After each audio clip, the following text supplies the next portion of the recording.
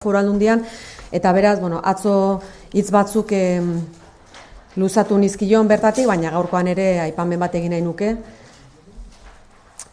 Eta sorterik onena opa diot etorkizunari begira, eta noski eskertu Gipuzkoako Foru Aldundian egin duen lana eta bidelagun izana urte guzti hauetan zehar ez nerekin, baina bai lantalde honekin. Gaur izan dugu lehenengo gobernu kontseilua, Denis Itxaso diputatu jauna gabe. Atzo aipatu nizuen izendapena bat eta bestearen jarraian egingo zala, baina aurretikan zesatua izan behar zuen gaur ministroen kontseiluak izendatu ahal izateko. Beraz, gaurko gobernu kontseiluan ez du parte hartu, eta hartu ditugun erabakiak hauek izan dira. Nagusiki 3, alde batetik gizarte politikakin zerikusia duen erabaki bat hartu dugu, babesgabe egoeran dauden nerabeak eta bazterkeria egoeran edo bazterkeria arriskoan dauden pertsonak eta baita mendekotasun egoeran daudenak ere laguntzeko ditugun hainbat programen luzapena erabaki dugu, hainbat hitzarpenen luzapena, guztira 23,4 milioi euro bideratzen ditugu honetara. 2 esparru desberdin dira, alde batetik babesgabetasun egoeran dauden adingabekoei zuzendutako diru laguntzak, zerbitzuak, 12,8 milioi euro bideratzen ditugu, itundutako 8 erakundeei zerbitzua finantzatzen dizkiogu Gipuzkoako Foru Aldunditik, 155 plaza eta 10 udalerritan. 2 adibide jarriko dizkizuet, Gurutze Gorriarekin lantzen ditugun adibide batzuk, alde batetik krono programa, ikasketetan laguntzen zaie adingabeko pertsona hauei, babes berezia behar duten adingabekoei ikasketetan laguntzen zaie, bai eskolan, bai ibilbide profesionalean, eta beste programa bat, eskutik programa, erreferente egonkor bat bilatzen zaie babesgabetasun egoeran dauden adingabekoei, bai ikasketa alorrean, baita aisialdian, eskola kirolean, akonpainamendua eta laguntza eskaintzen zaie. Jakin dezazuen momentu honetan 777 adingabe dauzkagu Gipuzkoako Foru Aldundian hartatuta, 431 egoitza sarean eta 356 harrera familietan. Bigarren esparrua, aipatu dizuedana, gizartearekin zerikusia du eta menpekotasunarekin ere, 2 arlo horietarako zerbitzuak finantzatuko ditugu Gipuzkoako Foru Aldunditik, luzapena beraz 2 esparru hauetan 10,5 milioi euro onartu ditugu gaurko gobernu kontseiluan, arreta psikologikoa, arreta soziala eta familietan esku hartzea lantzen ditugu pertsona hauekin, 14 zerbitzu dira beraz luzatu ditugunak gaurkoan, 457 plaza ditugu gaur egun Gipuzkoako Foru Aldundian eta 186 eguneko zentroetan. Gaurko erabaki honek, berriro diot, luzapen bat jarraitzen du, alegia orain arte egindako ibilbidearen luzapen bat suposatzen du, baina luzapen hori egiteak adierazten duena da Gipuzkoako Foru Aldundiarentzat ezinbestekoa dela gizarte politika. Dakizuenez aurrekontuen erdia gizarte politikara bideratzen dugu, horrek adierazten du zenolako garrantzia ematen dion ez bakarrik Gipuzkoako Foru Aldundiak, baita Gipuzkoako lurraldeak ere esparru honi. Ongizateari eusteko ezinbestekoa dugu gizarte politikan inbertitzea, eta desberdinkeriaren aurkako ezinbesteko tresna da.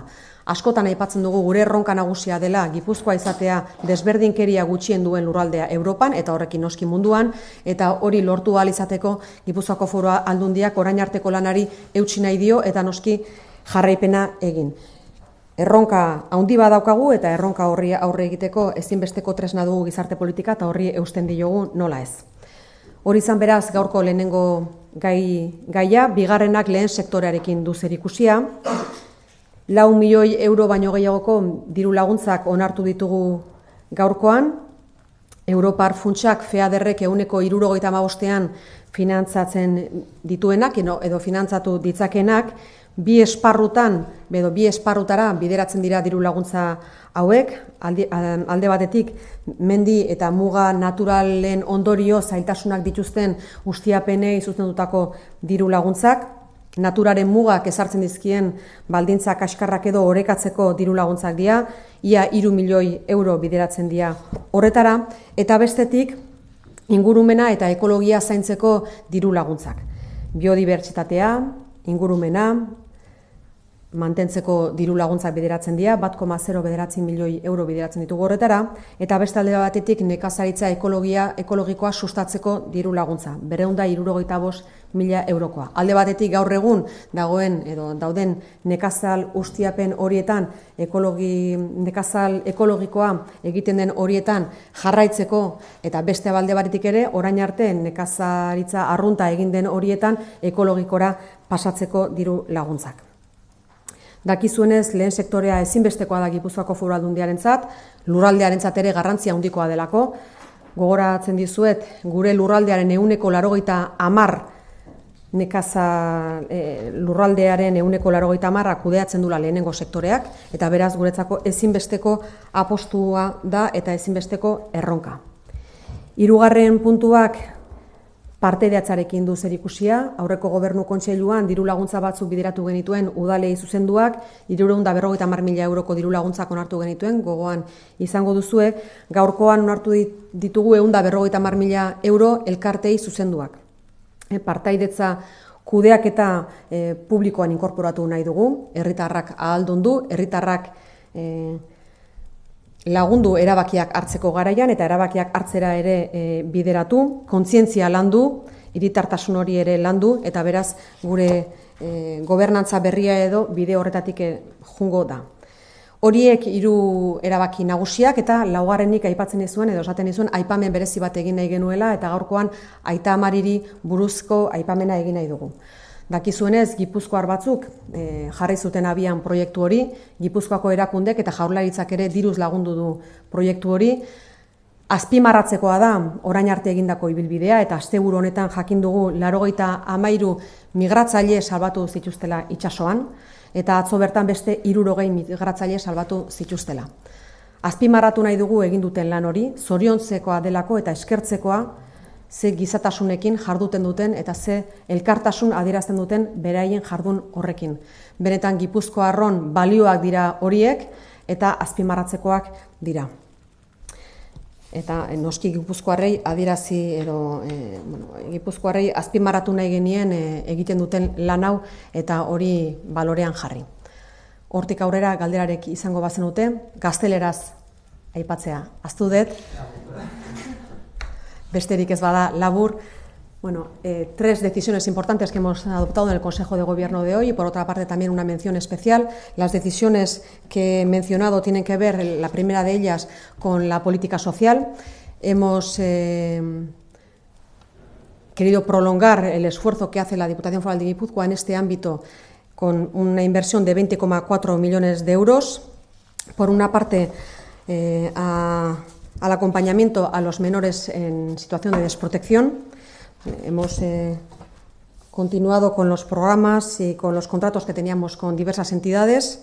Recordad que tenemos a 777 personas menores de edad en este momento en la Diputación Foral de Guipúzcoa, atendidas por la Diputación Foral de Guipúzcoa, 431 en centros y 346 en familias. Tenemos programas de acompañamiento, tanto en la escuela como en el tiempo libre, como en el deporte escolar, con personas de referencia que les hacen un acompañamiento durante este tiempo.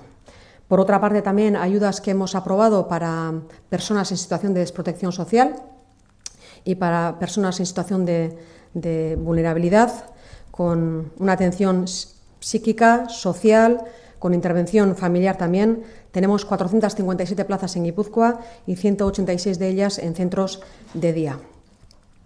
Son 14 servicios los que hemos prolongado con la aprobación de 10,5 millones de euros en este aspecto en el día de hoy.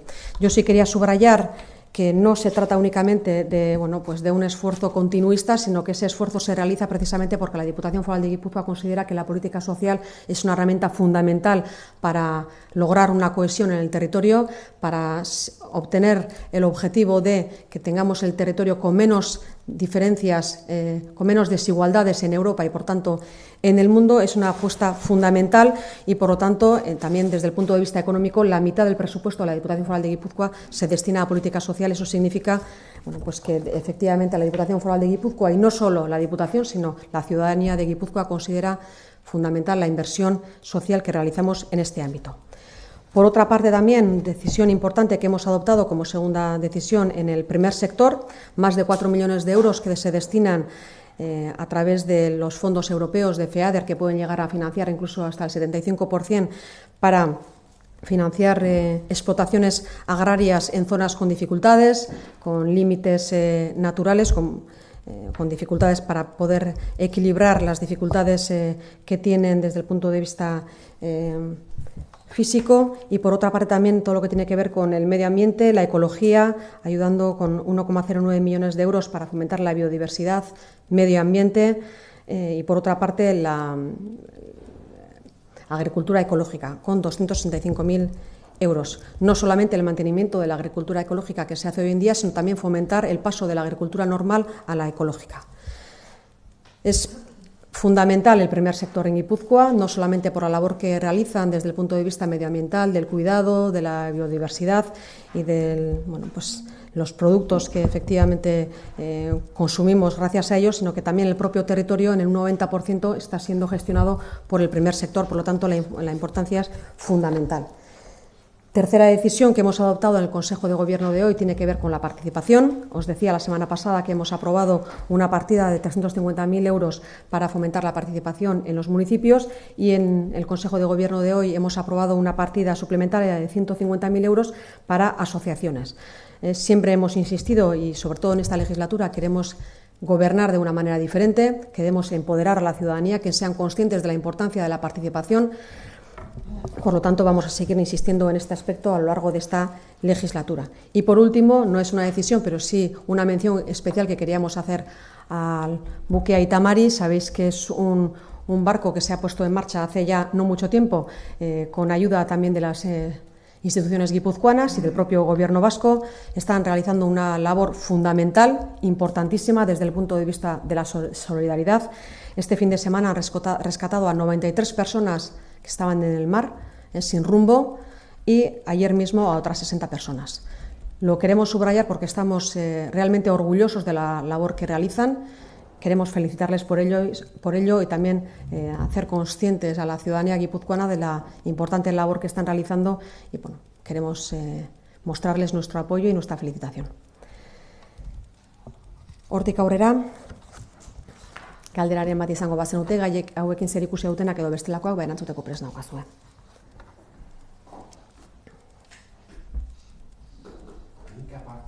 Bai? Hor ikusteko dago, pentsatzen aste honetan bertan egiteko gai izango garela. Gaur goizan egon gera komentatzen Gobernu Kontseiluan, hor badago, ikusi beharra dago ea basketurren dimisio aurkeztu behar duen aurretik edo ez, eta lehenbailen gauzak izendapena egingo dugu aldeen azkarren. Aste honetan egitea espero dugu ostiralean. Ostiralean bilera bat daukagu eta nahi duguna da ordurako izendatua egotea. Dekretu bat ere atera behar da, argitaratu behar da, eta horrek prozedura bat badu, baina lehenbailen egingo dugu izendapena. ¿El viernes entonces es probable que...? Lo más probable es que sea el mismo viernes, pero tampoco lo puedo decir con seguridad porque no solamente depende de la Diputación Foral de Guipúzcoa. Tenemos que ver también a ver cuándo se realiza el cese en Basquetour y luego, en cuanto sea posible, se realizará el nombramiento. Sabéis que, pues tenemos que hacer un decreto con su nombramiento para que luego se pueda incorporar al propio Consejo de Gobierno, en cualquier caso, lo antes posible.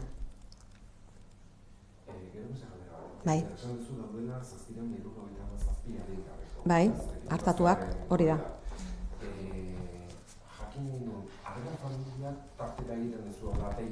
Bai.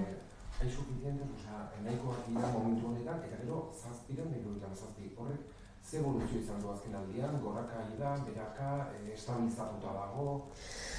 Adin txikikoi dagokienez, nik uste hor bilakaera oso ez egonkorra da. kanpotik etortzen diren nerabeak egoten diren, da hor badakizute, izaten dela, momentu puntualak izaten diela, nun asko etortzen zaizkigun, eta hor gorakada bat egoten da, baina esango nuke azken aldian nahiko egonkortuta dagoela kopurua.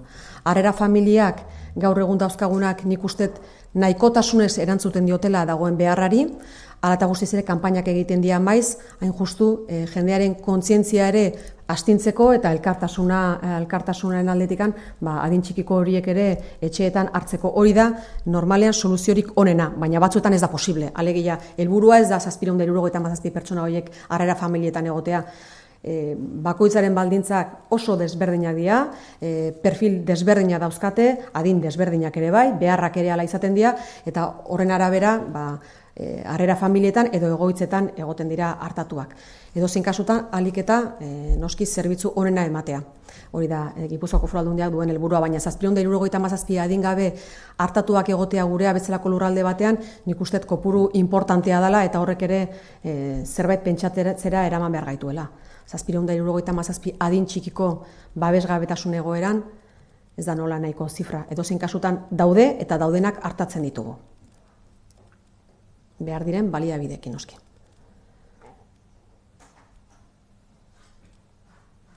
Besterik ez? Honekin bukatuko genuke gaurko prentsaurrea. Eskerrik asko guztioi.